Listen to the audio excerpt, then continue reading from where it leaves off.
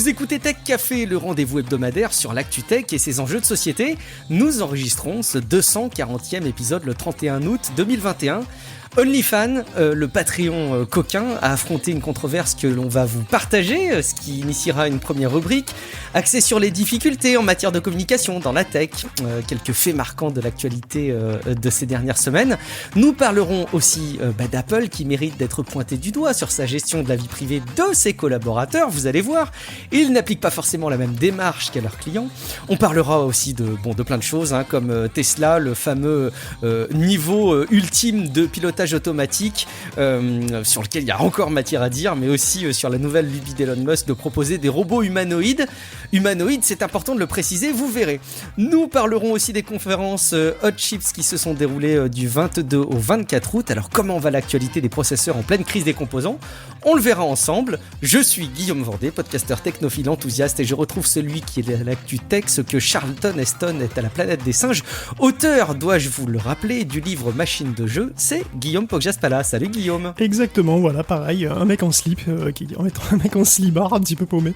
Oui, dans le courant du film, oui, le pauvre. Il commence bien, et puis oui, il est un peu plus dévêtu après, mais on sent qu'il affronte quand même un monde très compliqué, comme tu dois le faire pour nous décrypter l'actu tech, Guillaume. Ça n'a pas échappé d'ailleurs à... Alors, figure-toi qu'il y a deux personnes qui ont déposé un avis Apple Podcast, deux personnes différentes, mais qui ont déposé exactement le même avis sur Apple Podcast. Donc, soit c'est une personne qui a déposé deux fois son avis avec deux pseudos différents, soit c'est vraiment un hasard complètement incroyable. Il a dit en tout cas, ou ils ont dit, je vous écoute depuis seulement quelques jours et je suis déjà fan, seul bémol, si vous pouvez ajuster le volume des voix de chacun, car les différences pas toujours agréables à devoir gérer en cours de lecture. Continuez ainsi. On va continuer à bosser sur le sujet. Je pense qu'on a déjà bien avancé sur le nivellement des voix, l'uniformité des sons. On va continuer, dites-le nous. Et puis surtout, vous avez été nombreux là cet été, ces dernières semaines, à venir vous inscrire pour devenir plus qu'un auditeur et soutenir Tech Café sur Patreon. Alors un énorme merci à Bruno Autray, JDL, Niconaz, Alexandre Membré, Malobra, Paulo Ribeira da Silva, merci beaucoup. Mais je suis en train de me dire, Guillaume, peut-être que certains qui nous écoutent ne savent pas ce qu'est Patreon. Tu crois que c'est possible ? Je sais pas, mais peut-être qu'il faudra aller sur OnlyFans. Alors, oui, il faudra peut-être s'ouvrir un compte sur OnlyFans, mais tant qu'on n'a pas créé notre compte sur OnlyFans, il vaudrait mieux aller sur Patreon quand même. C'est une plateforme qui permet de financer des activités récurrentes, comme par exemple, vous l'avez deviné, un podcast. C'est grâce à ce site que vous pouvez en quelques clics donner ce que vous voulez pour le podcast. À partir du prix d'un café, vous débloquez des avantages et vous soutenez notre travail. Vous pouvez accéder aux notes des émissions avant les enregistrements, bénéficier du chapitrage et des épisodes sans la pub grâce à un flux privé. Et donc pour en savoir plus, rendez-vous sur patreon.com/techcafé. Vous saurez tout ce qu'il y a besoin de savoir à ce sujet. Ah oui, dernière chose aussi avant qu'on attaque nos news, je voudrais vous parler d'une app de podcast. Peut-être que vous en cherchez une, surtout que ces derniers temps là avec Apple Podcasts qui bat des records pour être la pire app de podcast disponible sur mobile, vous cherchez des alternatives, je vous invite à aller jeter un coup d'œil à l'app Tumult, T-U-M-U-L-T. C'est une équipe française qui développe cette application, ce service. J'échange d'ailleurs assez régulièrement avec eux, donc c'est aussi de l'amélioration continue qu'on peut leur suggérer. Et le gros avantage de cette application, c'est que vous pouvez réagir aux épisodes des podcasts auxquels vous êtes abonné à un endroit bien précis. Alors si vous voulez discuter avec nous sur ce qu'on dit, réagir aux thèmes qu'on aborde au moment où on les aborde, vous pouvez installer et utiliser Tumult. En plus l'application est gratuite, donc je pense que ça mérite d'aller y jeter un coup d'oreille. Sans autre forme de procès, on va se mettre donc à jour avec les actualités tech de l'été, ou en tout cas de ces dernières semaines, parce qu'effectivement, Guillaume, on a un gros morceau de l'actu qui est basé sur OnlyFans, donc qui est une plateforme comme Patreon, mais qui concerne les contenus pour le moins coquins, qui a eu des heures de gloire grâce notamment à la pandémie. Et Guillaume, il y a eu un petit souci de communication autour de ce service ces derniers jours. Ouais, enfin c'était le 20 août en fait, il faisait chaud sur la côte et tout allait bien. Et soudain, cataclysme, OnlyFans annonce qu'ils vont virer tout le contenu porno. Alors au début tu rigoles, franchement tu te dis mais je sais pas, c'est comme si Zara... Qu'est-ce qui va rester ? C'est comme si Zara annonçait qu'ils viraient toutes les fringues de la boutique. Enfin, je sais pas, qu'est-ce qui va rester, je sais pas. Pas grand chose, Puis tu réfléchis, c'est vrai que ça a pas de sens, le porno a fait la fortune d'OnlyFans, donc pourquoi se tirer une balle dans le pied ? Et en fait, on ne sait pas. Alors peut-être que le CEO est devenu évangéliste, mais en fait non, parce que ça passerait encore. Apparemment, il y avait une meilleure raison, une raison bancaire. Et c'est vrai qu'il n'y a pas grand-chose de plus puissant que ça, si tu y réfléchis. Si ta banque te vire, c'est mauvais, surtout si c'est super galère pour en trouver une autre, quoi, tu vois. Et bon, Timothy Stockley, donc c'est le CEO d'OnlyFans, il a confié au Financial Times que 3 banques auraient lâché sa boîte. Donc il y aurait Bank of New York Mellon, Metro et JP Morgan Chase. Alors OnlyFans, c'est une plateforme anglaise qui est pas spécifiquement porno à la base. Mais bon, évidemment, tout le monde le sait, elle a explosé avec ça ces dernières années. La pandémie l'a pas mal aidé, parce que c'est vrai que les travailleurs du sexe ont migré en ligne pendant les confinements, et bien sûr, par pure sécurité, puisque voilà, c'est distanciation sociale au moins. Et du coup, c'est aujourd'hui 1,5 million de créateurs de contenu, 150 millions d'utilisateurs inscrits pour 5 milliards de paiements chaque année aux créateurs. Alors c'est une bonne affaire, parce qu'OnlyFans prend une commission, bien sûr, qui est de 20%, il paraît. Bon, c'est un business rentable, tu te dis... ça va, je suis super connu, et pourtant, c'est pas forcément évident de trouver des banques, parce que c'est pas, en fait, les banques qui veulent suivre dans le porno, c'est pas très très courant, en fait, elles sont plutôt coincées de ce côté-là. Donc en général, les intermédiaires de paiement qui acceptent de travailler dans le secteur sont rares et beaucoup plus chers en fait que les plateformes traditionnelles. De toute façon, même si ta banque te suit, il faut aussi que Visa et Mastercard te suivent, sinon les fans ne peuvent pas payer directement. Donc c'est une situation délicate, et pourtant le 25 août, OnlyFans a fait machine arrière, ses partenaires seraient finalement d'accord. Alors que s'est-il passé? Mystère. Peut-être qu'OnlyFans a réussi à convaincre les banques de sa bonne volonté, ou qu'il n'était pas spécifiquement un site porno. Peut-être que l'explication elle est tout autre, et concerne pas du tout Mastercard ou Bank of machin, puisque apparemment depuis juin, OnlyFans veut attirer de nouveaux investisseurs pour porter sa valorisation à 1 milliard de dollars quand même. Et bon, certains le poussaient peut-être à virer le porno, mais bon, devant le scandale, peut-être qu'il y a renoncé. OnlyFans a communiqué uniquement en tweet laconique, donc bravo la transparence, c'était de la com de merde, vraiment, et puis c'était vraiment de la com de merde, parce que ça concerne des millions de gens, vraiment la vie quotidienne de millions de gens, de millions de créateurs et créatrices. Bon, écoute, mais c'est vrai que ça a fait prendre conscience aussi d'un truc tout con, c'est qu'on touche un sujet qui est intéressant dans l'affaire finalement, et donc qui a été beaucoup discuté, c'est le potentiel censeur des banques, et aussi l'influence plus large auquel elles sont soumises. Parce que OnlyFans comme Pornhub, c'est pas tout blanc tout propre, il y a du contenu crade, on se souvient que Pornhub a récemment fait un gros ménage, on y en avait parlé, et la BBC, elle a fait un reportage sur le relatif laxisme d'OnlyFans il y a moins de 2 mois. Donc on peut comprendre que les intermédiaires sont un peu vigilants pour pas soutenir du contenu illégal. Donc Mastercard, c'est vrai, par exemple, demande pas mal de garanties. Des garanties qui sont pas forcément faciles à avoir, tu vois, sans trop empiéter sur la vie privée, c'est toujours un peu délicat. Mais bon, tout ça semble légitime, mais ça s'arrête pas là en fait. Parce qu'on parle de boîtes, de banques américaines, et aux États-Unis, il y a des groupes religieux très actifs. Il y a des lobbies conservateurs qui sont très puissants et qui sont très anti-porno. Et il y a Melissa Gira-Grant, je sais pas exactement, qui détaille l'influence de 2 groupes en particulier, qui s'appellent Exodus Cry et Share Hope International, qui sont des organisations chrétiennes, abolitionnistes, et qui sont essentiellement en guerre sainte contre le porno. Et pas loin, bien entendu, il y a aussi la loi Fosta Sesta. Rappelez-vous, Fosta Sesta, c'est des acronymes imbitables qui voulaient dire Fight Online Sex Trafficking Act et Stop Enabling Sex Trafficker Act. Donc ce truc rend les sites responsables, en gros, si on trouve dessus quoi que ce soit qui puisse être associé à de loin ou de près à du trafic sexuel, au sens assez large, donc c'est un petit peu compliqué.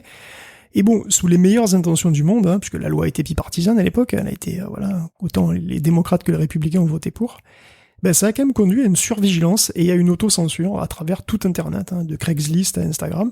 Et il n'est pas étonnant que la frilosité croissante des banques et des intermédiaires de paiement participe un petit peu de la même mouvance quelque part.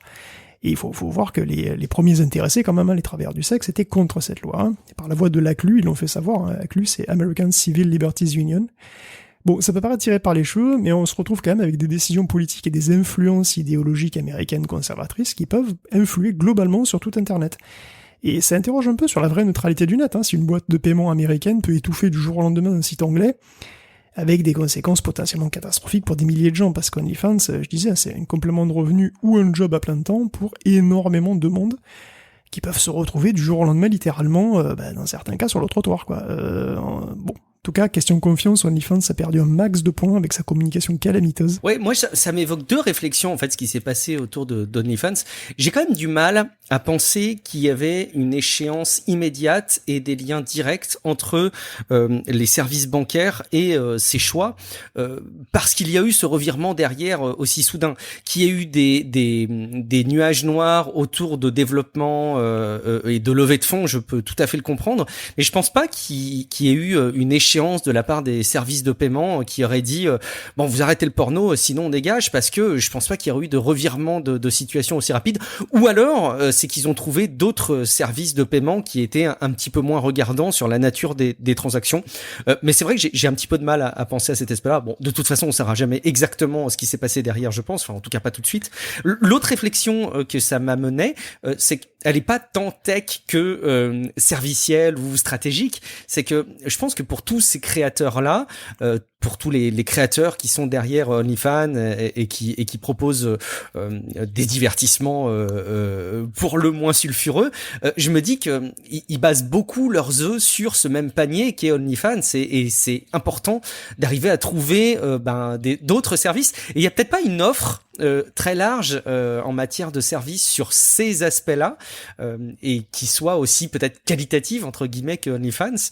Non, mais Donc, après c'est ça... l'effet boule de neige, tu sais, je veux dire, tu vas là où les gens vont aussi, hein. Donc OnlyFans c'est très gros. Oui, bien sûr, c'est la concentration des réseaux, évidemment. Mais il y a des alternatives, ça... mais d'ailleurs elles ont commencé, si tu veux, à moissonner un petit peu ces fameuses alternatives, avec la déconfiture d'OnlyFans là, pendant quelques jours. Donc bah oui, la perte de confiance d'OnlyFans va bénéficier à d'autres plateformes émergentes, ouais, c'est certain. Bon, autre entreprise qui merdoie un peu sur certains aspects, c'est Apple, notamment pour, alors d'une part, bon, l'App Store, bon, c'est bien, on va leur donner rapidement un point, au moins pour l'intention, parce que dans leur grande mansuétude, ils autorisent les développeurs à communiquer avec leurs clients qui installent leurs applications. Alors bon, c'est pas si simple, hein, mais grosso modo, un développeur va avoir la possibilité de mettre en place des formulaires qui va lui permettre de contacter les clients finaux pour parler notamment de services de paiement annexes sans passer par l'App Store. Bon, ça sent un peu le régule-moi, mais pas trop vite, le temps que je m'adapte. Et un point pour l'intention, parce qu'à mon avis, il pourrait aller évidemment beaucoup plus loin que ça. Mais il y a aussi un gros souci du côté d'Apple qui commence à être pointé du doigt, c'est la gestion des données privées. Alors vous allez me dire, pourtant Apple est quand même emblématique sur la confidentialité des données privées qu'ils sont amenés à manipuler, sauf s'il s'agit des données des collaborateurs, et c'est directement là un gros problème qui est pointé du doigt, Guillaume. Moi, j'ai pas trop regardé cette histoire-là. En fait, par contre, j'avais vu l'histoire de l'App Store où il a quand même fallu un procès. C'est un procès de développeurs contre l'App Store à cause justement du problème qu'ils pouvaient pas communiquer directement avec leurs clients. Finalement, ils peuvent, et donc ils ont, ils se sont mis d'accord en gros sur une enveloppe de 100 millions qui serait partagée entre développeurs donc voilà, ça c'est plus ou moins acté. Et oui, ils peuvent effectivement donc utiliser les données qu'ils récoltent via leur application pour envoyer des trucs, pour envoyer des messages directs à leurs clients, quoi. Ce qui n'était pas autorisé par Apple, qui veut strictement tout contrôler, tu sais, le control freak, ce que c'est, quoi. Et bon, control freaks, apparemment, j'ai l'impression que manifestement, ça se manifeste aussi sur les trucs internes, quoi, sur les informations sur les employés. C'est absolument terrible. Ouais, c'est terrible. Les témoignages qui sont remontés du côté de The Verge, de la part de futurs ex-collaborateurs, puisqu'évidemment c'est des procédures aussi qui se mettent en place, mais il y a des gros problèmes en interne chez Apple sur notamment la gestion des comptes. En gros, pour faire simple, Apple est très mauvais pour proposer de manière simple et efficace 2 comptes iCloud, un qui pourrait être ton compte privé que tu aurais à titre de consommateur, et un en tant que collaborateur, et grosso modo tout est fait de manière plus ou moins subtile pour que tu aies un seul et même identifiant, ce qui amène à des mélanges assez invraisemblables, puisque tu as notamment des échanges de conversations professionnelles via l'application iMessage entre collaborateurs depuis leur compte iCloud personnel, et au point que Apple t'interdit dit dans les conditions contractuelles en tant que collaborateur de supprimer des messages, même si ce sont des messages personnels et si tu quittes l'entreprise, tu peux ne pas pouvoir supprimer tes données. Tu as aussi tes documents qui sont amenés très très vite à être stockés sur iCloud, mais sur lesquels la confidentialité des données n'est pas du tout la même que pour les utilisateurs finaux. Et puis il y a tous les process de développement qui sont assez borderline, notamment il racontait ce qui s'est passé autour de Face ID et la collecte des visages qui était un peu abusive là aussi sur des appareils personnels. Donc bon, enseignement des choses, je vous dirais lire un petit peu l'article et le témoignage qui est rapporté sur cette situation et sur laquelle évidemment Apple ne s'est pas exprimé et probablement ne s'exprimera jamais, mais qui soulève quand même des questions quant à leur façon de gérer les collaborateurs en interne et qui n'est pas du tout à la hauteur de ce qu'ils promettent pour les consommateurs finaux. Dommage. Nul doute là aussi que dans les années à venir, il y a des choses qui vont changer, mais c'est dommage de passer par des scandales pour que ce genre de problème soit résolu. Ou peut-être que ce sera jamais résolu parce qu'évidemment Apple sont des grands psychopathes aussi, c'est possible. Qui s'en foutent. Parce que c'est Apple. Et que tant que ça marche, après tout, ça continuera à marcher comme ça. On va plutôt parler maintenant de Tesla avec l'autopilot. Des nouvelles infos sur l'avancement du développement du logiciel qui permet de faire fonctionner l'autopilot Tesla, Guillaume. Ouais, en termes de communication foireuse, je pense qu'Elon Musk, c'est pas mal aussi, hein, c'est un véritable champion. Parce qu'après avoir clamé sur tous les toits que son autopilot déjà vendu $5,000, allait atteindre le niveau 5 de conduite autonome dès la fin de l'année, qu'il était entraîné sur le super ordinateur Dojo qui écrase tous les potes de Google, comme ça, qui les bouffe au petit-déj. Voilà qu'Elon reconnaît que la dernière version, la 9.2, elle est pas géniale. Voilà. Le 9.3 sera meilleur, bien entendu. Bon, officiellement, en gros, quand tu parles à des gens sérieux, le FSD, donc le Full Self-Driving, là, il est de niveau 2. Et CJ Moore, qui est le directeur du programme Full Self-Driving chez Tesla, dit, je cite, bon, les tweets d'Elon ne correspondent pas à la réalité technique. Voilà. On dirait, tu sais, une maman qui revient sur les propos pas corrects tenus par son fils dans la cour de récré au collège. Voilà, donc si ça correspond pas à la réalité technique, je dirais que ça correspond pas à la réalité tout court, en fait.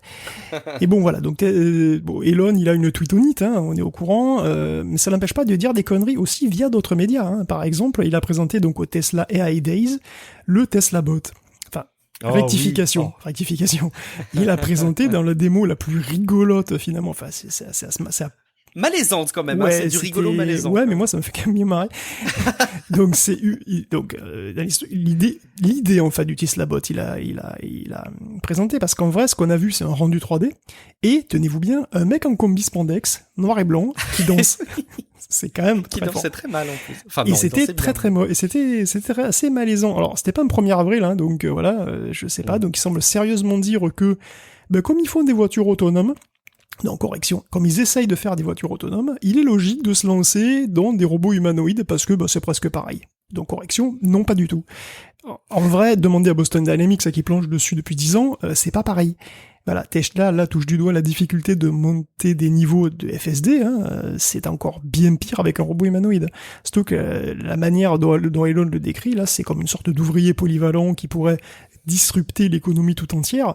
Ouais, c'est une banalité. Hein. Évidemment que si on avait des robots humanoïdes polyvalents, autonomes et pas super chers, évidemment que ça changerait le game de tout, du travail, de l'économie, de tout. Le truc, c'est qu'on en a pas. Alors, je dis pas qu'on en aura jamais, je sais pas, mais c'est pas pour l'année prochaine, ni celle d'après. Bon, plus le temps passe, hein, plus j'ai l'impression que l'optimisme pathologique de Musk, ou je sais pas, son ratio délire sur info, grossit. Et son cas s'arrange pas trop, quoi. Ouais, sur le papier, au départ, si on met de côté les performances douteuses, de te dire, je veux proposer au monde entier des voitures qui se conduisent toutes seules. Admettons, hein, je veux proposer au monde entier des véhicules qui se conduisent toutes seules, des voitures qui se conduisent toutes seules. Et t'y arrives. Bon, la logique, ce serait effectivement de considérer ça comme étant des robots avec des roues et de te dire, dans quelle mesure est-ce que je peux transposer ce travail pour de la robotique non voiture. Et après tout, franchement, sur le papier, quand tu prends ça dans les grandes lignes et sans la réalité derrière, moi, je trouve ça du sens. Oui, mais c'est un projet sur 10-15 ans. C'est pas un projet pour l'année prochaine. C'est à long terme. Exactement, les échéances sont complètement ubuesques. Et une communication sur le sujet sur laquelle je peux que vous renvoyer, c'est la vidéo de Marcus Brownlee, youtubeur bien connu, qui a pris la parole sur le sujet et qui réagissait. Et je trouvais ça aussi intéressant, qui souligne le fait que il trouvait ça aberrant qu'on puisse, il le dit pas avec ses mots bien entendu, aberrant qu'on puisse suivre une telle proposition avec un robot humanoïde qui par définition est tout sauf efficace par rapport à des propositions de robotique qu'on pourrait avoir aujourd'hui. C'est-à-dire que si on voulait vraiment proposer un robot qui sache faire une tâche et qui remplace une tâche à faible valeur ajoutée qui est réalisée par des humains, par définition, il faudrait pas qu'il soit humain, mais qu'il soit d'une morphologie très différente.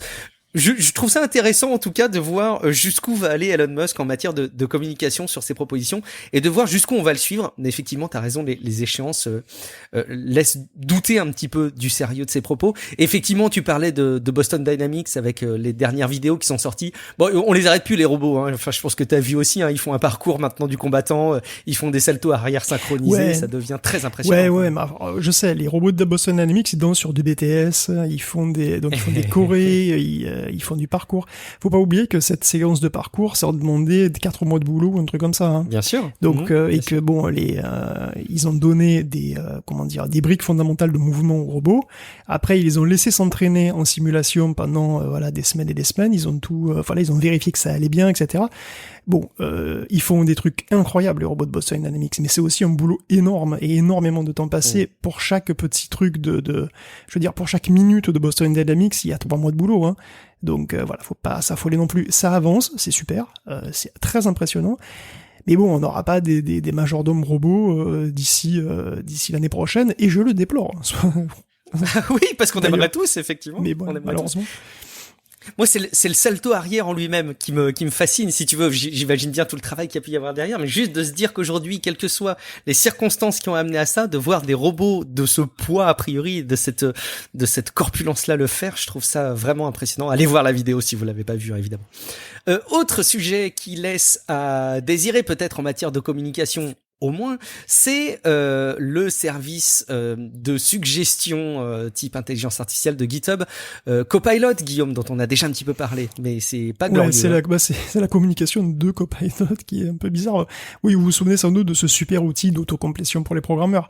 Bon, c'était beau, c'était hype, et on se demandait un petit peu si c'était pas un poil délicat comme domaine, hein, la programmation, pour se laisser trop guider par un algo qui pisse du code sans le comprendre. Parce qu'évidemment, il comprend rien. Bon. Eh ben, il semblerait que ce soit une erreur, hein, de l'utiliser pour le codage de noyau Linux pour la prochaine version de Microsoft Exchange, parce que des chercheurs ont produit pas moins de 1600 programmes avec Copilot, sur 89 scénarios, et les résultats est pas brillant, puisque 40% des programmes contiendra au moins une faille. Et en fait, c'est pas si étonnant, puisque le Copilot a été entraîné sur une base de code énorme, et très probablement pas sélectionné sur sa qualité, ni même d'ailleurs sur son homogénéité, en termes d'époque de code, tu vois, de pratique de codage. Parce qu'évidemment, s'il y a des bugs ou des failles dans le set d'entraînement, il y a rien d'étonnant, ce qui est aussi dans le résultat.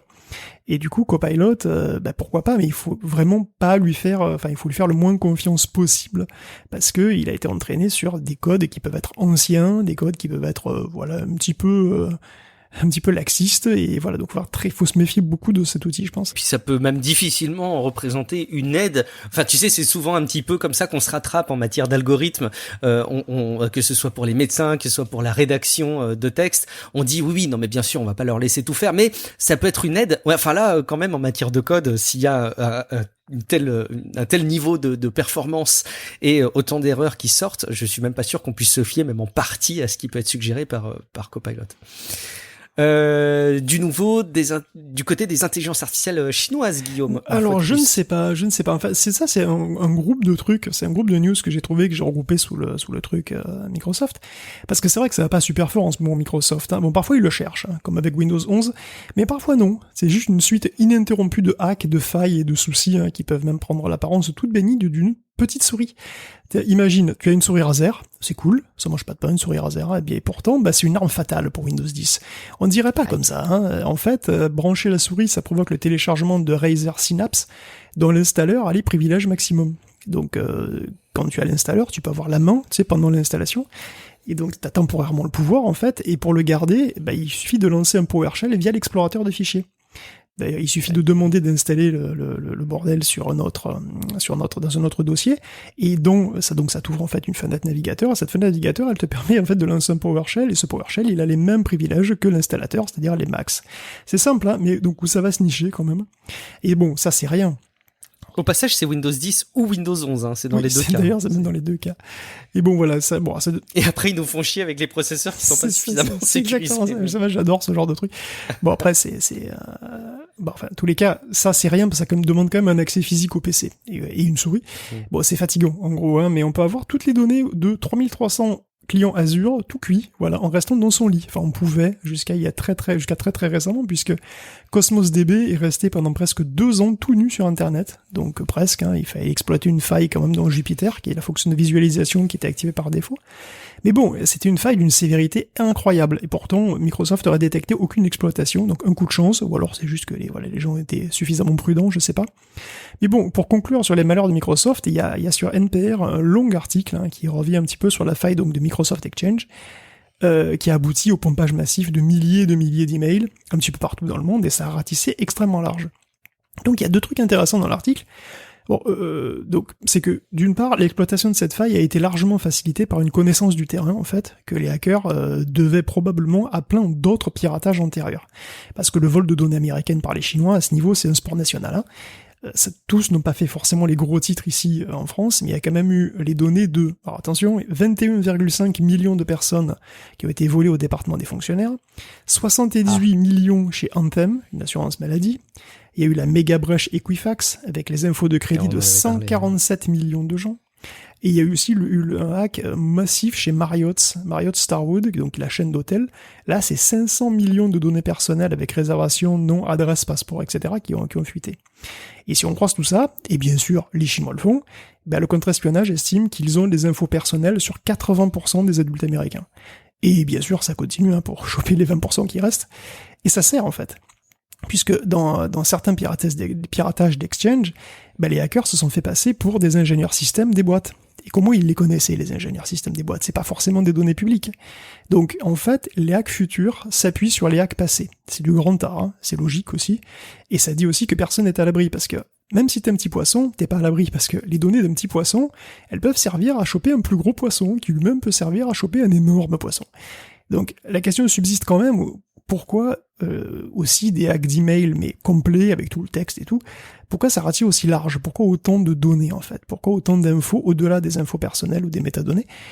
Alors, ça apparaît être un truc qui va au-delà de l'espionnage. Et d'ailleurs, le Cyber Readiness Institute, donc qui est un institut de cybersécurité, dit que les données pourraient être un matériau brut, en fait. Ces données pourraient être un matériau brut qui pourra servir à l'entraînement de modèles d'intelligence artificielle, peut-être dans un premier temps pour le data mining ou le phishing, et plus largement pour compléter aussi l'énorme masse de données sur laquelle le gouvernement chinois a annoncé qu'il comptait pour développer une super IA avant tout le monde. Bon, je sais pas quoi penser de ça, hein. C'est vrai que les Chinois ont officiellement dit qu'ils comptaient être la première puissance mondiale de l'intelligence artificielle, qu'ils comptaient créer une intelligence polyvalente, et qu'ils comptaient sur le super big data pour ça. Bon, ça veut pas dire qu'ils vont y arriver, parce que ça me paraît, c'est peut-être, il y a des problèmes plus algorithmiques que de l'ordre de nature de données, mais bon, ça les empêche pas d'essayer, en fait, hein, et en utilisant peut-être tous les moyens, on va savoir. Ouais, ça reste de la spéculation aussi, mais ça serait finalement assez cohérent et plein de bon sens. Et j'imagine que les résultats pourraient être bien plus pertinents qu'un copilot de GitHub, du coup. Donc, peut-être bien. Je peux comprendre qu'ils aient envie d'aller dans ce sens-là. Bon, on parlait de Windows 11, on rementionnait rapidement le fait qu'il y avait des limitations en matière de sécurité. On remet peut-être rapidement les choses dans leur contexte. Microsoft qui a présenté Windows 11, mais en expliquant que tout le monde n'y aurait pas droit parce qu'il faut quand même un peu d'exigence matérielle. Il faut des processeurs qui soient compatibles pour des raisons de sécurité. Oui. Moi, je pariais, Guillaume, sur le fait qu'il reviendrait un peu en arrière. Bon, ils m'ont donné un petit embryon de raison, je vais le prendre comme ça, mais le petit embryon, quoi. Ça va pas chercher loin, mais quand même. Bon, on se souvient donc que tous les processeurs inférieurs à la génération 8 chez Intel ou à Zen 2 chez AMD, c'est du caca en cube, voilà.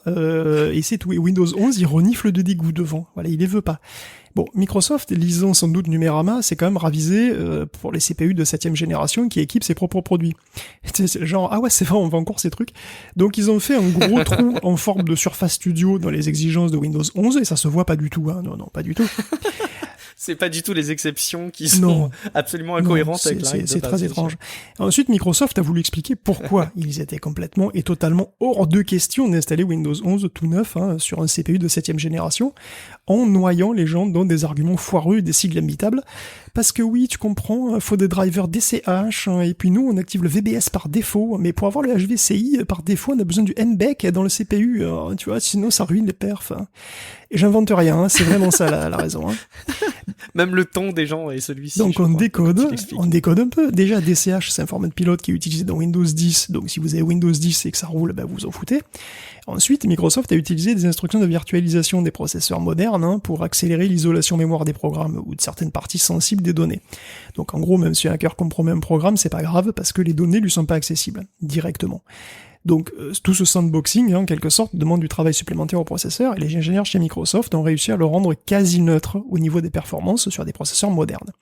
Et ça c'est génial, ça c'est cool, chapeau.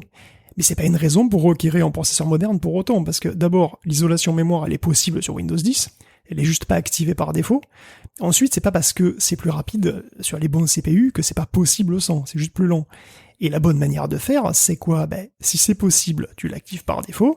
Sinon, tu préviens et tu demandes si tu préfères plus de sécurité ou plus de vitesse. Tu vois, c'est à l'OS de s'adapter aux utilisateurs, pas l'inverse. Sinon, tu t'appelles Apple. Bon, et puis d'ailleurs, en sous-entendu, ça veut dire quoi? La quasi-totalité des gens qui ont Windows 10 sans intégrité mémoire activée, aujourd'hui, c'est la quasi-totalité des gens. Qu'est-ce qu'ils font? Ils vont brûler leur PC? Ben non. Bon, comme autre argument foireux, parce qu'ils ont un autre argument foireux, c'est la stabilité. Ils disent, vous avez 52% de chances supplémentaires de crasher avec un vieux CPU. Alors ouais, ok, mais 1,5 fois une probabilité très faible, ça reste une probabilité très faible. Je sais pas, tu craches toutes les heures avec ton Windows 10, toi, tous les jours? Non? Alors, je sais pas, peut-être qu'il n'est pas totalement nécessaire de jeter la machine par la fenêtre parce que tu as un vieux processeur. Bon, finalement, alors, évidemment, tu faisais allusion au fait que Microsoft va finalement autoriser les vieux CPU tout pourris à installer Windows 11 quand même, mais il faudra se faire chier. Mais... C'est-à-dire, il est installé manuellement avec l'ISO, comme au bon vieux temps, donc c'est possible. Bon, ok, c'est possible, mais on est puni. Et oui, parce que c'est possible, oui, mais non, c'est mal. Et Microsoft pourrait te refuser les mises à jour de Windows Update. Ça n'a aucun sens. Soit tu l'autorises, soit tu l'autorises pas, mais tu l'autorises pas en refusant les mises à jour. C'est philosophiquement très problématique. C'est très problématique, parce que c'est possible ou c'est pas possible. C'est simple. Oui, mais non. Et surtout, tu crées un vivier potentiellement de failles si jamais t'installes une nouvelle version. C'est absurdissime. Alors, je sais pas si ça va rester comme ça. The Verge laisse planer le doute. Pour l'instant, la réponse à ce que tu peux avoir Windows 11, c'est oui, mais non, mais si, mais c'est mal. Tu peux le faire, mais il faut pas. Ok. Bon. Du coup, tu le feras pas, toi, Guillaume. Dans l'état actuel des choses. Non, tu te poses même pas pour l'instant, je m'en complètement fou. Tu m'étonnes. Bon, écoute, on verra ce qui se passe avec Windows 11, mais c'est pas forcément plus glorieux que les premiers problèmes qu'on avait soulevés. Loin de là, on verra ce qui se passe avec Windows 11. Tu verras, ce sera dispo pour tous. Oui. Allez, j'y crois pas en plus. Hot Chips 2021, Guillaume, il était grand temps que tu nous mettes à jour sur l'actu des processeurs et des composants de manière générale. Ouais, en commençant par un petit point pénurie, parce que la pénurie ne s'arrange pas. En fait, Toyota, par exemple, abaisse sa production de 40%. Et en France, il y a quand même 2 usines Stellantis qui doivent s'arrêter. Bon, parallèlement, qu'est-ce qui se passe pour TSMC? Écoute, ça roule plutôt bien, puisqu'il dépasse les 540 milliards de dollars de valorisation. Et donc, du coup, elle double Tencent, qui lui est en chute libre. Merci Donald Trump, je pense aussi pour ça. Et qui devient donc la première boîte, donc TSMC, la première boîte asiatique, tout secteur confondu. Et ça va sans doute croître encore. La demande est telle qu'elle augmente les prix de 10%. Alors, sur le haut de gamme, et de 20% sur le reste de la gamme. Bon, c'est un petit peu plus compliqué que ça, mais globalement, c'est à peu près cette idée-là. C'est le prix par wafer, donc ça concerne tout le monde. Et en fait, donc ce fric va servir d'une part à investir dans d'autres usines et à croître encore. Rappelez-vous qu'on parle de centaines de milliards d'investissements là. Et puis ça sert aussi à faire le tri, quelque part, puisque la hausse sur le milieu bas de gamme, ça va dissuader certains clients qui pourraient se tourner vers d'autres fondeurs, en Chine par exemple. La Chine qui met les bouchées doubles d'ailleurs au passage. Donc ça fait un petit peu le tri, et bon, ils gardent les clients principaux, et voilà quoi, je pense que ça marche aussi un peu comme ça. Ok, parfait. Écoute, un bel élément d'actualisation aussi qu'on attendait de ton côté pour Intel, puisqu'il y a eu plusieurs annonces cet été, et puis comme on n'a pas eu l'occasion de t'entendre depuis plusieurs semaines, il faut que tu nous tiennes au courant quand même de leurs différentes annonces. Oui, il y a eu plusieurs événements cet été, des événements vraiment importants au niveau technique, parce qu'on a évoqué brièvement les Tesla AI Days, là, mais il y a aussi eu les Architecture Days, Architecture Days même, d'Intel, et puis il y a eu Hot Chips 33 que t'as cité là. Et donc c'est des événements où on a des conférences qui sont très techniques, vraiment très pointues, c'est destiné aux pros en général. et surtout en ce qui concerne nos chips. Pourtant, il y a quand même un intérêt en soi, un petit peu de voir des machines et des puces qui sont hors du commun, parfois. Et puis ça donne aussi... Mais moi, je suis pas l'info à la source sur ces sujets-là. J'attends fébrilement que tu puisses nous les rendre intelligibles, Guillaume. Non, mais c'est vrai que c'est un petit peu... voilà, ça peut paraître très technique, mais ça donne aussi le pouls de l'industrie, tu vois. Ça donne aussi les grandes tendances industrielles. Ah, c'est sûr. Et puis, c'est quand même des trucs qui finissent par ruisseler jusqu'au consommateur à un moment donné, tu vois. Donc je pense que c'est important aussi d'en discuter un petit peu ici, mais pour commencer, c'est vrai qu'on va s'attaquer aux annonces Intel, je pense, et qui sont majoritairement assez proches de nous, assez proches du consommateur, quoi. Pauvres consommateurs finaux que nous sommes. Et après, on partira peut-être vers de plus hautes sphères, on va dire, mais c'est vrai que bon, voilà, il y a Intel qui a présenté en gros trois gros trucs, Donc les nouveaux processeurs Alder Lake, soit un accélérateur de gros calculs qui s'appelle Ponte Vecchio, enfin en tout cas dont le nom de code est Ponte Vecchio, et puis donc c'est des réponses aux Tesla de Nvidia, aux cartes Tesla, et bien entendu ces futures cartes graphiques, les fameuses ARC. Donc parlons de ces arcs un petit peu qui ont plusieurs cordes. Donc c'était facile, mais il fallait la faire. C'était beaucoup trop facile d'ailleurs, j'ai un petit peu honte, mais bon. Donc Intel fait des cartes graphiques depuis 20 ans, donc c'est pas vraiment une nouveauté, une carte graphique Intel bien sûr. Bon, ils les ont... qui étaient pas réputées pour être les cartes graphiques de gamers, quoi. Non, c'est des cartes graphiques toutes pourries, mais elles étaient intégrées dans les cartes mères, c'était très pratique, tu pouvais très bien te passer complètement de cartes externes. Puis ensuite, évidemment, à partir de la Gen 2 des Core, ils ont intégré ça au processeur, et l'architecture n'a pas cessé d'évoluer jusqu'à sortir enfin une carte dédiée, externe. C'était la DG1. Bon, la DG1, elle est impossible à acheter pour le grand public, elle a été utilisée par les OEM. C'était une sorte de coup d'essai, puisque la DG1, c'était une carte passive à 30 watts, donc une carte d'entrée de gamme, mais ça préfigure l'arrivée d'Intel comme concurrent direct de Radeon et GeForce, avec des cartes dédiées qui seront donc marketées sous le nom de ARC, et la première version, c'est Alchemist. Donc c'est basé sur une architecture XE, bon elle est donc la même plus ou moins que celle qu'on retrouve dans les tout derniers CPU bien sûr, et pour faire simple, ça ressemble pas mal architecturellement à ce que fait Nvidia, donc un Core XE, ça ressemble à une sorte de multiprocesseur GeForce, qui combine à la fois des moteurs vectoriels et matriciels, en plus des cœurs standards, en plus de ces cœurs standards-là, Alchemist aura aussi des unités ray tracing, donc au total, on a une carte qui est assez polyvalente et qui offre autant de fonctions que les RTX chez Nvidia, et pour le rendu, et aussi pour l'upscaling intelligent, puisqu'il y a une réponse au DLSS de Nvidia qui s'appelle le XESS, donc XE Super Scaling, ou Super Sampling, je sais pas trop comment ils disent, mais bon, c'est exactement la même idée. Donc, parce qu'en fait, les alchimistes peuvent accélérer l'inférence machine, l'inférence deep learning, donc avec leurs unités matricielles. Et le XESS, c'est vraiment un analogue du DLSS, mais pour Intel. Donc, c'est un réseau de neurones qui reconstruit une image en 4K à partir d'une frame 1080p, disons, et aussi de l'historique des frames. Ça prend aussi les frames précédentes en compte. Le résultat, écoute, d'après les premières images qu'on a, c'est vraiment bluffant, c'est tout à fait au niveau de la solution de Nvidia. Donc, XESS confirme que voilà, il y a une importance, il y a vraiment un usage direct et concret au deep learning pour le gaming, très clairement. Le DLSS l'avait prouvé, XESS enfonce le clou, donc ça veut dire qu'AMD devra s'y mettre à un moment ou à un autre, parce que bon, AMD il a une solution qui est plus simple, plus rapide, mais c'est un filtre langue sans optimisé, ce que fait AMD, donc ça va pas suffire très longtemps si tu veux, c'est des qualités qui sont vraiment impressionnantes. Ouais, tu l'avais décrit. XESS c'est pareil, si vous voyez la démo, c'est vraiment, c'est assez bluffant. Donc Alchemist sera une puce, donc qui sera vendue sous la forme d'une carte graphique, full size quoi. Ce sera une puce gravée par TSMC en N6, c'est prévu pour premier trimestre 2022. Et bon, toute cette belle puissance de calcul, elle peut aussi servir à la science, bien sûr, puisque voilà, chez Nvidia, vous savez qu'il faut les GeForce, il faut aussi les Tesla pour le calcul scientifique, et c'est pareil chez Intel, puisque les XE, donc ça va être à la base de ARC, mais aussi d'une grosse puce, qui s'appelle Ponte Vecchio, et donc voilà, ARC c'est la GeForce d'Intel un petit peu, et Ponte Vecchio c'est un petit peu la Tesla d'Intel. Voilà, c'est plus gros, plus puissant, plus cher. Ponte Vecchio c'est 100 milliards de transistors, c'est 45 teraflops de puissance, c'est-à-dire presque 4 fois la Xbox Series X, et c'est destiné dans un premier temps à Aurora. Aurora, c'est le superordinateur à 500 millions de dollars commandé par Argonne Laboratory qui devra dépasser pour la première fois l'hexaflop. Alors c'est quoi un hexaflop ? Un hexaflop, c'est 1000 pétaflops, c'est-à-dire que c'est 1 million de teraflops, soit à une vache près 83 000 Xbox Series X. Voilà. C'est très une belle ferme pour faire du crypto-mine. C'est très à la louche parce que ça dépend de plein de trucs en fait, de ce sur quoi tu calcules et tout, mais on va dire, voilà, pour donner une grosse idée très grossière, c'est à peu près ça. Et donc Ponte Vecchio, c'est pas pour nous, pauvres mortels, mais cette super puce a des caractéristiques qui sont quand même très intéressantes de manière générale. Bon, déjà, elle sera à la fois produite par TSMC en 5 nanomètres et par Intel en 7 nanomètres. Et ensuite, c'est un gros Lego, en fait. C'est une sorte de gros assemblage de pas moins de 47 modules. Donc 47 modules différents qui sont fabriqués indépendamment sur 5 chaînes de montage différentes. Enfin, chaînes de gravure différentes. Donc pour finir, ces blocs sont assemblés, ils sont même assemblés en 3D. Donc à la fois les uns à côté des autres, mais aussi les uns sur les autres. Avec la technologie qui s'appelle Foveros chez Intel. Donc certains modules en fait sont en dessous ou en dessus. Donc les puces Intel en quelque sorte deviennent tridimensionnelles.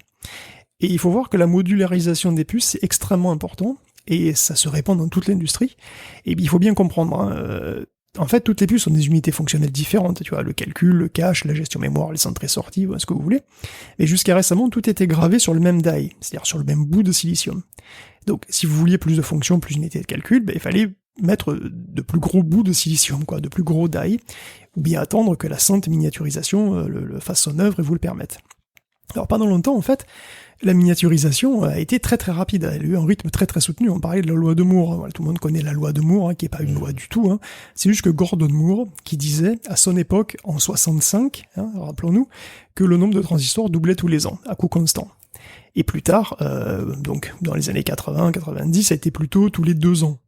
Bon, aujourd'hui, c'est plus trop ça. Si on a 30% de mieux d'une génération à l'autre, on appelle ça un nouveau process, et c'est pas forcément tous les ans. Ça prend du retard régulièrement, donc c'est, voilà. Tout ça pour dire que la miniaturisation gratos tous les ans, c'est fini depuis un bail, en fait. Et c'est de plus en plus dur et de plus en plus cher de miniaturiser les composants. Donc si tu veux des puces plus puissantes et plus sophistiquées, des gros accélérateurs, faut aligner le transistor. Il faut en aligner, et donc faire des grosses puces, avec des gros die bien fat. Mais ça, c'est très lourdingue, en fait, parce que c'est super cher. Et au plus une puce est grosse, au moins il y en a sur wafer, parce que le wafer, c'est la grosse galette de silicium circulaire, et elle a une taille fixe. Donc, au plus une puce est grosse, au plus elle est chère, et au plus il est probable qu'elle ait un défaut. Parce qu'il y a forcément des défauts sur le wafer, il y a forcément des défauts un peu aléatoires. Évidemment, une grosse puce, elle a plus de chances d'en choper un qu'une petite. Et si elle en chope un, il faut la jeter, et comme elle est très chère, on n'aime pas trop. Donc on n'aime pas trop faire des gros die, parce que voilà, c'est... Donc aujourd'hui, ce qu'on peut se dire, c'est qu'il y a plein de morceaux différents sur une puce qui ont des boulots différents, et tous les morceaux n'ont pas forcément besoin d'être gravés au top du top. Parce qu'il y a des trucs qui fonctionnent moins vite, tout simplement, qui n'ont pas forcément besoin d'être miniaturisés à fond. Et donc la réponse à tout ça, c'est la fin de la puce monolithique, tout simplement, c'est la modularisation. Donc ça s'appelle Foveros ou EMIB chez Intel, ça s'appelle CoWoS chez TSMC, c'est l'ère de ce qu'on appelle les chiplets, globalement. Donc un chiplet, c'est une petite chip. T'as les chips et les chiplets. Donc un chiplet, en fait, c'est une sorte de petit chips qui est modulaire et qui peut s'enficher comme ça sur une espèce de gros interposeur qui permet d'interconnecter tous les morceaux. Un chiplet, ça peut être n'importe quoi. C'est un module qui peut être un cœur de calcul, ça peut être une interface réseau, de la logique de contrôle mémoire, ça peut être ce que tu veux, en fait. Et donc, typiquement, quand on fait un système sur puce, donc un système sur puce, il y a un peu toutes les fonctions sur la même puce, on peut graver les cœurs indépendamment. Les cœurs, ils doivent être très rapides, tu les fais avec un process super top, très cher, et le reste, tu le fais sur un process moins cher, parce que ça suffit, et qu'au final, qu'est-ce qu'on fait ? On assemble le tout sur donc ce fameux interposeur ultra rapide, cette fameuse interconnexion ultra rapide. Alors, c'est compliqué à faire, attention, mais c'est quand même moins compliqué et moins coûteux que de faire une énorme puce monolithique, c'est quand même moins cher.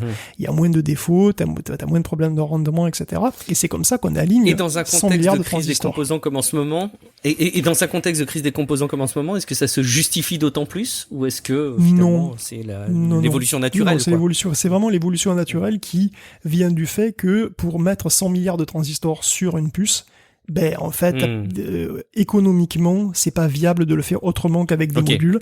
T'es pas forcément obligé de faire 47 morceaux, mais comme ils ont fait, mais voilà, c'est plus viable, si tu veux, de faire des puces à 100 milliards de transistors monolithiques, c'est beaucoup trop, économiquement, c'est difficile, quoi.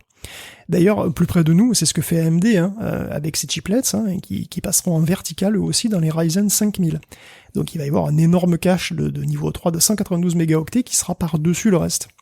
Donc chez Intel, il va faire aussi des chiplets pour les processeurs, mais pour les pros, puisque c'est Sapphire Rapids, donc c'est les futurs Xeon. qui vont être donc qui vont utiliser la technologie de chiplets, et au passage d'ailleurs ils seront équipés d'un nouveau set d'instructions qui s'appelle AMX. Donc il y avait AVX, vous savez certainement que les processeurs Intel ont l'AVX, donc c'est Advanced Vector Extensions, et bon bah la AMX c'est Advanced Matrix Extension, c'est pas très original. Donc AMX en gros c'est la tentative d'Intel de rester pertinent dans le deep learning avec ses Xeon, puisque globalement le deep learning c'est énormément de calculs matriciels et souvent à faible précision. Donc AMX ça permet de calculer en une passe des matrices de 16 par 16, ce qui est pas mal. Après ça suffira peut-être pas face à une Tesla, mais bon voilà, c'est quand même, j'espère que c'est bon, tout est clair. Bon, on n'a pas parlé des CPU, on va parler des CPU grand public si vous voulez aussi. Oui, tout à fait, allons-y. Oui, parce qu'on peut parler aussi quand même des CPU grand public dans les Alder Lake, car Alder Lake c'est simplement les générations 12, et les Intel de Gen 12. Donc les corps i5, 12 quelque chose. Bon, il marque quand même donc des évolutions majeures chez Intel, qu'on connaissait déjà plus ou moins. La première, c'est le passage à une architecture hétérogène, exactement comme chez Apple et ARM, tout simplement, comme chez la concurrence, puisqu'un Alder Lake peut avoir jusqu'à 16 cœurs, sauf que c'est pas les mêmes. En fait, il y en a 8 performants et 8 économes. Donc 8 gros, 8 petits, quelque part. Donc, et ça, c'est un modèle qu'on voit déjà pas mal sur la concurrence. C'est très très courant chez ARM. Et c'est exactement ce qui se passe dans les derniers cœurs Apple. Alors attention, tous les cœurs sont utilisables en même temps. Il y a une nouvelle unité dans le processeur d'ailleurs qui s'appelle le Thread Director, qui est une sorte de chef d'orchestre, tout simplement. Donc il peut aider le système d'exploitation. Oui, en fait, il fait du dispatching et il fait du monitoring aussi. Donc il est capable de dire à l'OS quel cœur il pense que c'est mieux pour tel programme, en gros, tu vois. Voilà, il peut aider le système d'exploitation donc à faire les bons ordonnancements pour utiliser les bons cœurs au bon moment pour optimiser la consommation. Bon. C'est le concessionnaire auto un peu. Il voit le client arriver, lui dit t'as besoin de quoi ? Bah tiens, je te propose tel véhicule, il va plus vite, il est dispo quoi. Ouais, bon. C'est un peu l'idée. Il voit la tête du client et il dit wow, toi, moi, vous, je vous conseille une Passat. Donc c'est un peu cette idée. Donc typiquement, un truc qui charge des emails en arrière-plan, ça sera sur un cœur économe, tu vois, alors que le chargement d'une page web ou un jeu, évidemment, ça sera sur un cœur performant. Mais il faut que l'OS soit compatible pour ce genre de truc. Windows 11 le sera, Windows 10 on ne sait pas. C'est pas complètement clair. Voilà, ce qui concerne la puissance des cœurs, donc ces fameux cœurs économes, ils seront équivalents à des Gen 6 d'Intel, donc des processeurs déjà anciens, mais pas si pourris que ça. C'est quand même Skylake, c'est pas non plus des poubelles, pas des atomes quoi. Alors que les cœurs puissants, par contre, seront considérablement plus complexes, plus larges, plus lourds, et dans le meilleur des cas, il n'y a pas de chiffre explicite, mais enfin, on peut compter sur au moins 2 fois plus rapide. Et donc, voilà, alors, est-ce qu'il y a d'autres nouveautés ? Une autre nouveauté, si j'ose dire, c'est qu'AVX 512 vire des cœurs grand public, et que la MX non plus sera pas présent. Donc, détail marrant, tous les Alder Lake auront 8 cœurs économes, donc des petits, parce que grosso merdo, ils sont pas très chers, et la différence se fera sur les cœurs performants qui varieront de 2 à 8 selon la gamme. Donc évidemment, on attend les benchmarks, puisque pour savoir exactement ce que ça donne, mais il se murmure déjà que les Gen 12 consomment énormément. En fait, le passage au Enhanced Superfin, comme ils disent, a pas l'air dément, puisqu'on a vu passer des stress tests poussant des Gen 12 à 250 watts, donc c'est beaucoup, ça fait 50 à 100 watts de plus que la Gen 11, bon, c'est à confirmer. Voilà, pour l'instant, c'est très préliminaire. Mais bon, rappelons encore une fois que pour bien rajouter à la confusion et perdre tout le monde, Intel a renommé ses process. Donc les prochaines process d'Intel, ce sera Intel 7 pour les Gen 12. Ensuite viendra Intel 4, Intel 3, et après on passe à ce qu'ils appellent l'ère Angstrom. Donc après... Oui, j'attendais impatiemment que tu puisses nous en parler. Ça ressemble quand même à une vaste fumisterie de communication pour se remettre à niveau. Oui, là où tu nous avais expliqué que comparer les nanomètres d'un processeur à un autre, c'était n'importe quoi, et peut-être que c'est aussi une des manières de jouer face à ça. Oui, parce que avant on utilisait le nanomètre, donc on a longtemps dit c'était 12 nanomètres, 14 nanomètres, etc. Bon, après on s'est dit non mais les nanomètres ça n'a plus rien à voir, donc on va dire que c'est N7, N8, donc c'est devenu des marques. Ça fait longtemps que c'est comme ça déjà, que c'est des marques. Là, Intel 7, c'est pas du 7 nanomètres, c'est Intel 7, voilà, c'est tout. Et Intel 3, pareil. Et là, il passe à Angstrom, qui entretient la confusion, parce qu'en fait, Angstrom, c'est l'unité qui est derrière le nanomètre, qui est dessous le nanomètre, qui est plus petite. Et donc, ils utilisent 20A pour le process d'Intel qui sera après le Intel 3. Mais c'est pas parce que c'est du 20A que ça fera 20 Angstrom. Certainement pas, en fait. Pas du tout. Donc, 20A, c'est pour 2024, si tout va bien, bien entendu. Mais en fait, ce qu'il faut voir, c'est qu'entre chaque process, donc Intel 7, Intel 4, Intel 3, on a entre 10 et 20% de mieux. C'est tout. Bon, c'est bien, hein, mais c'est pas forcément incroyable et c'est pas forcément de la miniaturisation pure non plus. C'est peut-être aussi juste de l'ingénierie. C'est-à-dire le passage au ribbon FET, par exemple, comme il l'appelle, ça sera pour les angström. Et ça, ribbon FET, globalement, c'est un petit peu ce que j'évoquais pour TSMC IBM il y a quelques temps. Là, c'est des transistors en nanophiles. Et des composants qui sont beaucoup plus pensés en volume, c'est-à-dire enfin en couches. Donc des composants qui sont vraiment multicouches, quoi. Bon, c'est pas facile à faire. Hein. D'ailleurs, Samsung et TSMC sont en train de se galérer grave avec leurs N3 respectifs, qui utilisent du GAA, ce qui ressemble beaucoup en fait à des nanophiles ou des nanotrucs là. Bon, ils ont beaucoup de mal. D'ailleurs, il va y avoir du retard chez TSMC pour ça, donc c'est pas gagné. C'est le programme, on va dire.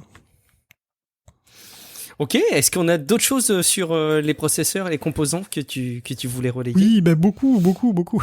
Beaucoup trop peut-être. Non, mais il y a énormément de choses intéressantes en fait. Hein. La miniaturisation des composants, c'est de plus en plus compliqué, de plus en plus cher, de plus en plus long, et pourtant le besoin en capacité de calcul, lui, il explose littéralement. Bon, un exemple simple, la vidéo, par exemple. On en consomme de plus en plus, on en produit toujours plus, et elles sont toujours plus grosses. Enfin, je veux dire, 1080p, 4K, 8K, HDR, 360 VR, tout ce que tu veux. Bon, il faut compresser efficacement tout ça, et ça, c'est pas gratos. Souvenez-vous, de l'époque du 1080p, tout était plus simple. On compressait ça sur des Blu-ray en H264, qu'on appelait aussi AVC. C'était bien, mais c'était un peu juste pour la 4K, le AVC, donc on a fait mieux avec le VP9, par exemple, qui est 40% plus efficace, et ça, c'est super. Le problème, c'est qu'il est 10 fois plus gourmand en calcul, le VP9. Mais c'est pas fini, on stream tout ça, on aimerait avoir encore mieux, compresser encore plus, sans compter comme je disais, la 8K qui arrive et tout. Et ça tombe bien, on a mieux, on a des algorithmes bien meilleurs. Le AV1, c'est bien meilleur encore, c'est 1,5 fois meilleur quasiment que VP9, AV1. Mais AV1, c'est 200 fois plus de calcul que AVC. Et de 2004 à aujourd'hui, on a augmenté de 200 fois le besoin de calcul, rien que pour les algos. Mais le volume n'a rien à voir. Parce qu'entre du 1080p, 24 images secondes sur du Blu-ray, hein, typiquement, et du 8K 60 Hz, c'est 8000 fois plus de calcul que ça représente. D'où le besoin d'accélérateurs spécifiques, en tout cas, au moins pour les acteurs industriels, comme Google, hein, qui a un boulot qui est hallucinant avec YouTube. Et c'est ça, donc, qui motive, par exemple, Google à faire des accélérateurs donc spécifiques, qui s'appellent les VCU. Donc, ça se présente comme des cartes graphiques, mais c'est que des compresseurs vidéo. Donc en fait, VCU, c'est Video Compressing Unit, hein, tout simplement. Et donc en gros, c'est comme QuickSync, que tout le monde a plus ou moins tout le monde a sur les processeurs, en tout cas Intel, mais en énorme, voilà, sous la forme d'une carte PCI, avec 10 encodeurs et 3 décodeurs par carte. Et ce truc-là est aussi efficace que 5 serveurs Xeon, et consomme beaucoup moins d'énergie. Bon, il y a un autre secteur qui est très peu connu en fait, hein, qu'on n'imagine pas trop, où les accélérateurs fleurissent et où c'est très important, c'est le support d'infrastructure dans les data centers. Ça, c'est un peu, comment dire, c'est pas très grand public, mais aujourd'hui, tous les data centers sont des clusters de machines, des clusters de processeurs qui exécutent des applications qui sont toutes containerisées. Donc en fait, les serveurs sont virtuels et ils sont gérés sur le matériel, sur le bare metal, comme on dit, par des hyperviseurs. Bon, c'est extrêmement pratique évidemment, hein, puisque les serveurs sont isolés les uns des autres, donc c'est plus sécure. Ils peuvent être figés, sauvegardés, migrés, déployés à grande échelle facilement, dupliqués, tout ce que tu veux, c'est génial. C'est bien, mais ça suppose aussi du boulot pour les processeurs réels qui sont dessous. Tout est virtuel, hein. Donc par exemple, chaque machine virtuelle possède un switch virtuel. Il peut faire des sous-réseaux virtuels, etc., des entrées-sorties. Les entrées-sorties peuvent se faire en local du point de vue de la machine virtuelle, mais en fait, en vrai, c'est sur une autre machine, sur un autre disque, quelque part ailleurs. Mais toute cette gestion de l'infrastructure, elle n'est pas gratuite, en fait, hein. Et Nvidia va même jusqu'à dire qu'un tiers des cœurs serveurs sont pris par la gestion de l'infrastructure. Et pour les libérer, on a désormais des accélérateurs aussi. Donc chez Nvidia, ils appellent ça les DPU, c'est la ligne Bluefield, et chez Intel, c'est nouveau, ils ont des accélérateurs qu'ils appellent eux des IPU, pour Infrastructure Processing Unit, et les IPU en fait s'occupent de l'intendance quelque part, pour les CPU, les GPU, les disques réseau, qui peuvent bosser tranquille quoi, eux ils s'occupent de l'intendance, du petit, on va dire voilà, des basses besognes. Donc on peut avoir du coup plus de cœurs, des cœurs plus rapides, pour libérer les cœurs, pour avoir plus de cœurs disponibles pour le vrai travail, on rajoute des puces auxiliaires qui sont parfois spécialisées un petit peu partout. Et parfois c'est très spécifique. D'ailleurs, je pense par exemple à Anton. Anton, c'est un super ordinateur qui est bourré de puces ultra spécialisées qui ne fait que de la dynamique moléculaire. Donc c'est un ordinateur qui fait de la chimie, il fait que de la chimie. Parce que la chimie, c'est ultra gourmand en calcul aussi. Parce que on modélise des molécules qui sont de plus en plus grosses, et c'est super compliqué, évidemment. Donc voilà, il n'y a pas que le machine learning dans la vie, hein. Il y a aussi la chimie qui demande énormément de calcul, même si voilà, le machine learning, évidemment, c'est la star en ce qui concerne les besoins de calcul du moment, évidemment. On peut continuer là-dessus d'ailleurs si tu veux pour conclure cette rubrique super ordinateur, on va dire. Je pense qu'on peut pas éviter le sujet de machine learning, évidemment. Donc voilà, c'est assez évident qu'il stimule énormément la demande en calcul, et là c'est encore pire en fait, hein, parce que voilà, des accélérateurs pour le machine learning, tout le monde en fait. Tout le monde. Il y a Nvidia, Google, Tesla avec les fameux Dojo, mais aussi Apple. Il y a Samsung, Qualcomm, Huawei, Intel, mais aussi GraphCore, Cerebras, Samba Nova. On va pas tous les détailler, on peut pas tous les détailler. Mais bon, disons seulement que pour aller vite, faire du machine learning, ça revient à faire beaucoup de calculs matriciels, avec une précision faible en général, et donc rajouter une unité de calcul matriciel qui fonctionne en précision 16 ou 8 bits, en fait c'est pas très compliqué, et tout le monde le fait, ou le fera bientôt. Voilà. Donc toutes les puces pourront accélérer plus ou moins des modèles de machine learning, au moins en inférence, soit déjà maintenant dans les téléphones, ça se fait déjà beaucoup, soit très bientôt, même dans les ordinateurs, tout ce que tu veux. Ça c'est pour les consommateurs, et ça c'est clair que ça c'est ce qui va passer très très bientôt. Par contre, du côté industriel, du côté de ceux qui font les modèles, du côté de ceux qui entraînent les modèles, c'est très différent. Ils ont des besoins qui deviennent complètement gargantuesques. Et donc il y a des boîtes spécialisées qui vont plus loin pour les pros. Donc pour les chercheurs, donc pour les industriels qui créent les modèles, il faut faire beaucoup plus de recherches pour accélérer vraiment bien les phases d'apprentissage. Il faut même carrément retourner aux fondamentaux, et ça c'est plus compliqué et plus ambitieux. Parce qu'en fait, un calcul, ça se fait forcément sur des données, et donc l'accès aux données est aussi important que la vitesse d'exécution du code en fait. Parce qu'en gros, un ordinateur classique, c'est un processeur et une mémoire, et ils sont séparés ces deux trucs, hein. Ils sont assez loin l'un de l'autre finalement. Parce que le CPU, il n'a pas beaucoup de mémoire à lui, interne, il a ses registres, mais c'est tout petit, et la mémoire, elle est grosse, mais elle est loin, et les données mettent du temps à arriver.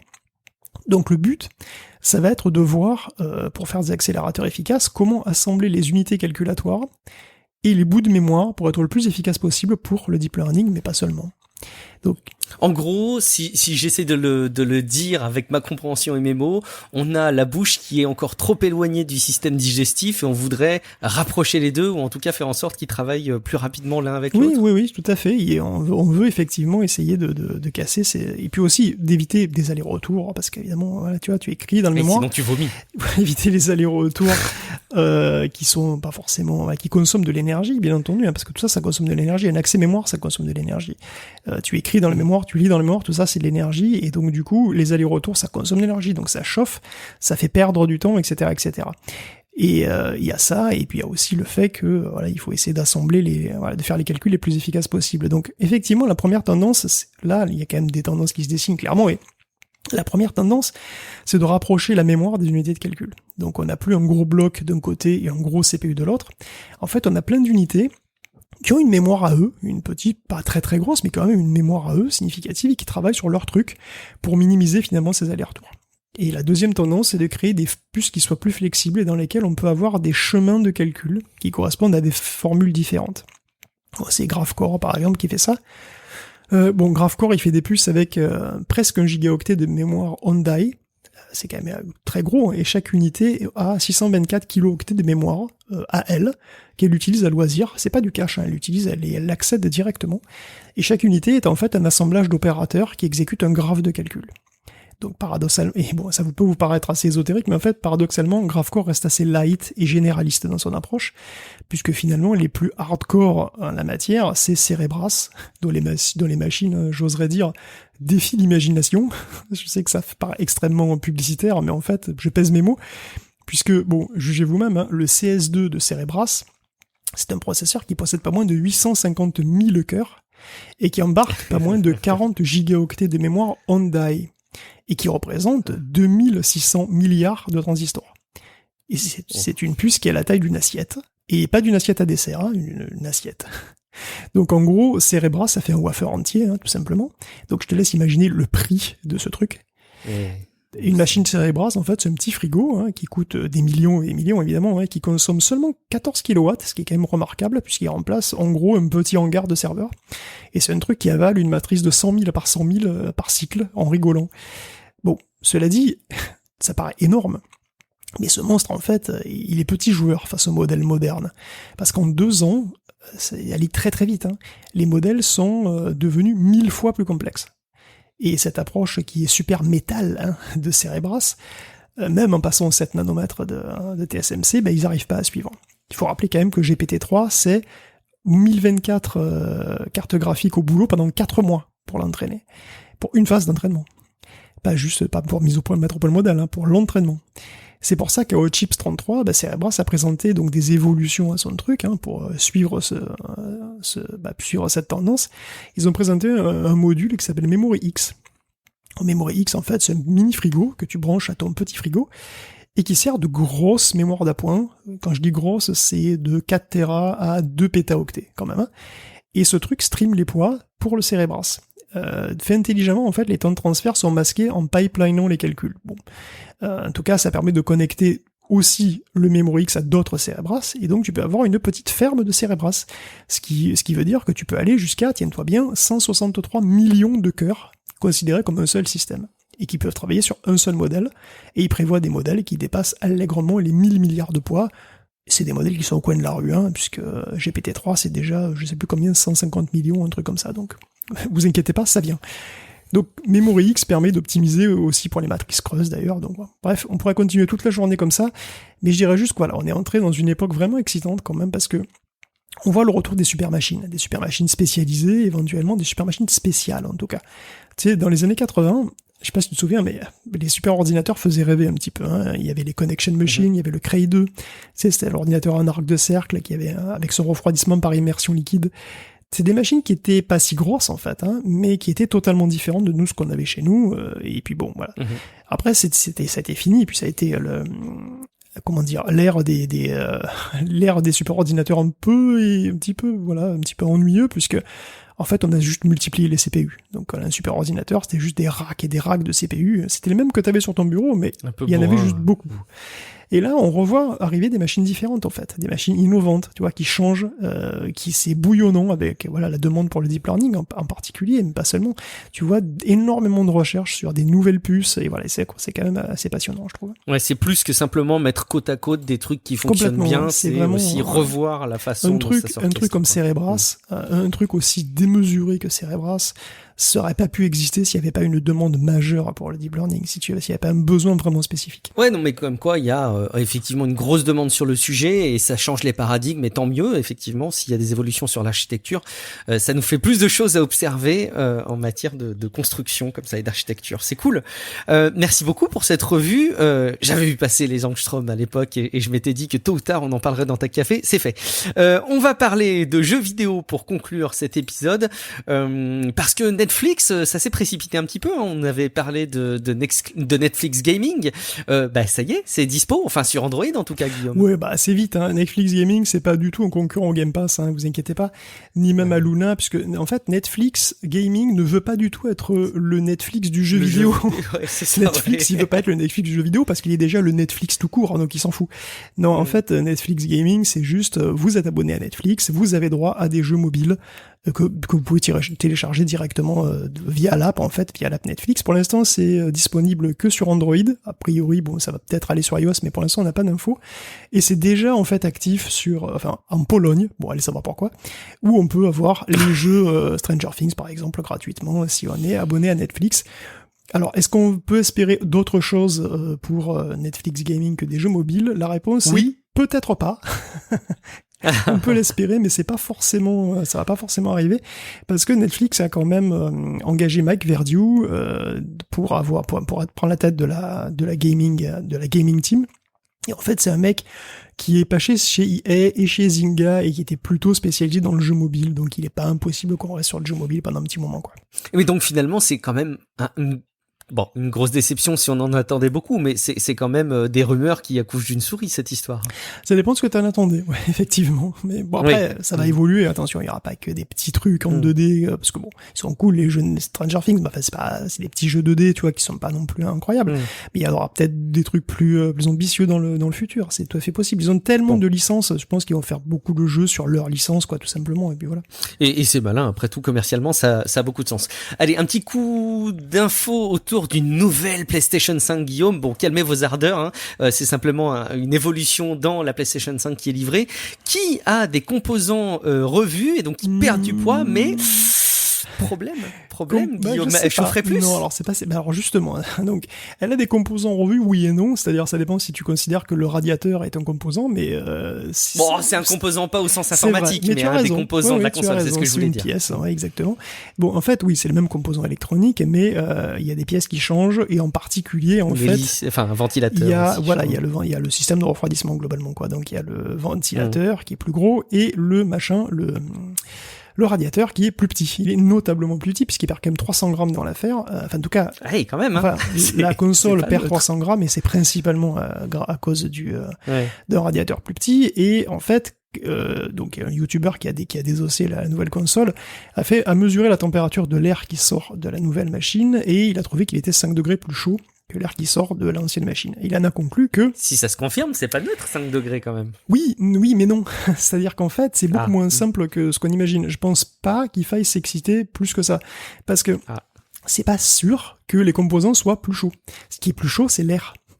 Donc ça veut dire qu'en fait, l'air qui sort de la machine, il est plus chaud. Mais ça veut dire que selon le flux d'air, et donc... Peut-être même qu'elle est plus efficace, en fait. C'est tout à fait possible, parce qu'en réalité, c'est un problème de flux d'air. C'est-à-dire que globalement, au plus le flux d'air qui passe enlève de chaleur, de quantité de chaleur, au mieux les composants sont refroidis.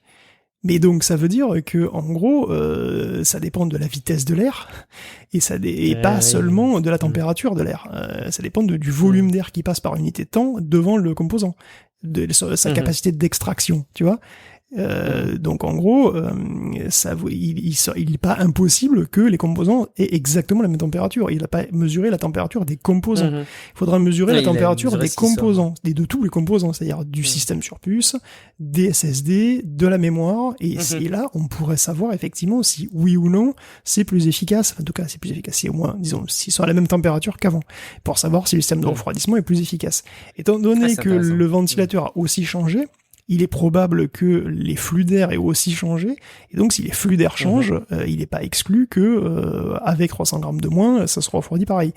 Sauf que évidemment, c'est beaucoup moins cher à produire parce que le métal brut, ça coûte quand même, hein, donc ça coûte dans le prix d'une PlayStation 5, et donc c'est très important pour Sony. Évidemment, que ce soit le moins cher possible à produire ces machines. Mais enfin, c'est aussi important pour Sony que les machines ne s'autodétruisent pas au bout d'un an, quoi. Donc je pense qu'ils ont quand même fait gaffe. Donc ça me paraît... Donc c'est pas sûr, hein, parce que moi non plus, j'ai pas mesuré la température des composants. Mais ce que je veux dire, c'est qu'il est prématuré de penser que les nouvelles PlayStation 5 sont moins bien refroidies que les anciennes. Oui, je comprends. C'est vrai que c'est un peu hâtif d'en tirer cette conclusion. Plus de mesures. Bon, ce serait quand même de toute façon bizarre philosophiquement, sur le fond, stratégiquement, plutôt que Sony propose une évolution de la PlayStation 5 qui soit moins efficace en matière de refroidissement. Ils ont fait les mesures, eux. Oui, c'est clair, ouais. Bon, on va leur faire confiance. Une petite rubrique, un clin d'œil VR, Guillaume. Ouais, ça y est, écoute, tu sais que quand ils ont fait la démo du Quest, ils ont utilisé le fait qu'on pouvait, par exemple, faire du laser tag, tu sais, des trucs avec forcément, tu sais, avec parfois des setups qui étaient un petit peu compliqués, hein, avec, voilà, comme on pourrait voir dans les trucs professionnels, mais pour le grand public. Et c'est enfin arrivé, en fait, avec la version DX de Space Pirate, qui devient un jeu de laser tag que tu peux jouer sur une surface de 10 mètres par 10 avec quelqu'un d'autre. Et donc, évidemment, ça peut être un espace vide, mais quand tu mets ton casque, évidemment, c'est un labyrinthe, et tu peux donc, tout simplement jouer au vrai laser tag, mais avec un pote, comme ça, c'était une promesse qui se réalise et qui est plutôt cool, en fait, pour Oculus Quest 2. Ça peut... Le 1 aussi, a priori. Peut-être le 1 aussi, oui, c'est tout à fait possible que ce soit... D'après Ars Technica, c'est vraiment si tu possèdes n'importe lequel des Quest VR. Tout à fait.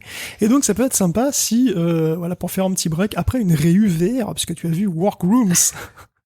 Évidemment. Alors, ça te dit, tu penses que ça y est, le métaverse est arrivé? C'est très compliqué, hein. On en a parlé un petit peu cet été de ce sujet qui est entre buzzword sulfureux et complètement abusif, et en même temps direction logique de l'évolution de ce que pourrait être Facebook en s'appuyant sur la VR et surtout en pleine cohérence avec Oculus. Bon, est-ce que ça va arriver dans les réunions de cette année ou à beaucoup plus long terme? Je ne sais pas. Je vois pas la démocratisation arriver quand même du jour au lendemain. Mais bon. Qu'est-ce que t'en penses, toi, Guillaume ? C'est pas trop mal foutu en vrai, parce qu'ils essayent vraiment de rendre ça le plus naturel possible, puisque tu es localisé dans l'espace, tes mimiques, et tu vois, et la position de la tête, tout ça, c'est plutôt bien foutu. Après, bon, ça demande quand même un casque, un compte Facebook. Je sais pas, moi je pense que pour le télétravail, ça pourrait être pas mal, mais ce qui m'énerve, si tu veux, c'est que c'est Facebook, quoi. Voilà, c'est tout, c'est que ce soit pas quelque chose. Non, mais voilà, ça devrait être quelque chose d'universel, quoi, et pas réservé à l'Oculus Quest, quoi. Ça m'énerve profondément, mais bon. Bien sûr, moi ça c'est une philosophie là encore de la boîte, de l'entreprise et de la direction qui est prise, sur laquelle il y aurait matière à dire. Mais on a déjà abordé un petit peu le sujet, on continuera à le faire évidemment, sur l'ouverture des plateformes, les initiatives de Facebook. On en reparlera. Merci infiniment Guillaume d'avoir préparé cette émission, d'être de retour pour toutes les semaines. Là, c'est pour cette nouvelle saison de Tech Café. Il est plus que jamais temps que vous veniez déposer votre avis sur les applications de podcast pour nous dire à quel point vous aimez Tech Café. Continuez à réagir sur techcafé.fr. Venez discuter entre vous et avec nous sur Discord. C'est évidemment avec un immense plaisir qu'on continue à échanger avec vous et qu'on lira vos remarques peut-être sur Tumult, sur l'application de podcast. Guillaume, en attendant, où est-ce tout simplement qu'on peut te retrouver sur Internet ? Est-ce qu'enfin, à cette rentrée 2021 de cette nouvelle saison de podcast Tech Café, est-ce qu'on peut te retrouver personnellement sur Internet ? Sur OnlyFans ? Non, pas du tout, non. Non, mais dans Workrooms VR de Facebook. Bah, quand Facebook arrêtera de demander explicitement d'avoir un compte Facebook pour utiliser son Oculus Quest, eh bien peut-être que j'achèterai un Oculus Quest, mais pour l'instant c'est pas d'actualité. On le rappelle, c'était pas le cas au départ. C'était pas le cas au départ. Mais de toute façon, ça a l'air de devenir. Je veux dire. Mais non, t'as vu que tu peux plus utiliser Instagram si tu donnes pas ta date de naissance. Oui, alors je me demande s'il y a quand même pas des raisons législatives qui font que les réseaux sociaux sont interdits aux moins de 13 ans aussi, dans plein de pays. Non, je pense qu'il y a cet aspect-là des choses. Et d'ailleurs que beaucoup de personnes ne donnent pas l'info. Oui, ils donnent pas l'info correctement. Et justement, ils ont des algorithmes, probablement des algorithmes de deep learning, qui recoupent ce que tu fais et qui estiment ton âge. Et si tu donnes un âge qui est complètement débile, il le saura. C'est extraordinaire. Si tu dis que t'es un passionné de Goldorak et Dragon Ball Z et que t'as 16 ans, c'est louche. Quoi. C'est louche, même je suis sûr qu'il y en a. Oh, ça, absolument. Merci beaucoup, Guillaume, en tout cas, pour cet épisode. Je suis Guillaume Vendée. Vous me retrouvez sur guillaumevendée.fr. Vous pouvez me retrouver aussi dans une nouvelle saison de Relive qui va reprendre avec mon ami Matt, alias Prof du Web. Merci beaucoup pour votre fidélité. On se donne rendez-vous dans une semaine pour un prochain épisode de Tech Café. Ciao à toutes et à tous. Ciao à tous.